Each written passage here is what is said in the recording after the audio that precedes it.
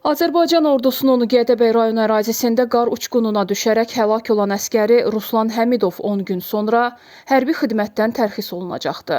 Ruslan Həmidov Gədəbəydə yerləşən hərbi hissələrdən birində xidmət edib. Aprelin 1-də əskərliyini bitirib ordu sıralarından tərxis olunacaqdı.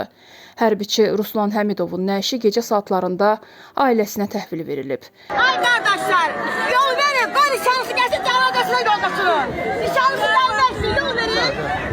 Mərhum martın 22-sində Bərdə rayonu Şəhidlər Xiyabanında dəfn olunacaq.